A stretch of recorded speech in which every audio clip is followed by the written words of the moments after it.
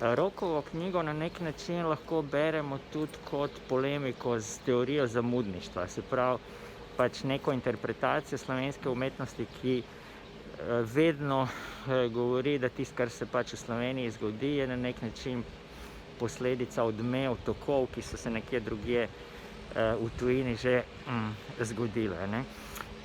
Ksenija Hribar je pač bila v Londonu, ko je sodobna plesna scena tam nastajala. Bila je v realnem času, bila je sokreatorka, bila je prisotna v tistem trenutku, ko so stvari v bistvu bile zelo odprte in so se lahko obrnile v različne možne potenciale, ne. In to je v bistvu na nek način dokaz,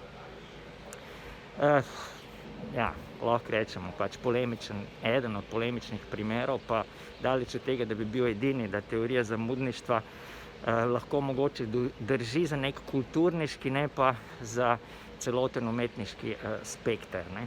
Vevarjeva knjiga je izjemno čtivo, v smislu, da bo postavila in že postavlja nove standarde za zgodovinopisje, ne samo na področju sodobnega plesa, ampak širše. Je izjemno poznavalska, napisana je v slogu, ki je čisti užitek za branje, in mislim, da je ta, poleg tega, da je Rok izvrsten pisec, že sam po sebi, ne, mislim, da je ta slog in ta njegova odločitev za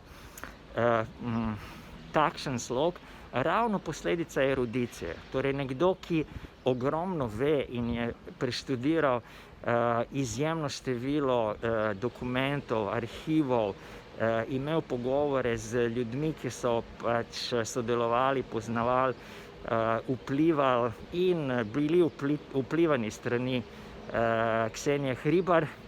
Skratka, gre za čudovito knjigo, čudovit primer, kako globoko umetnost lahko seže v družbeno okolje, od čisto vsakdanjih praks do spremembe politične v obe smeri.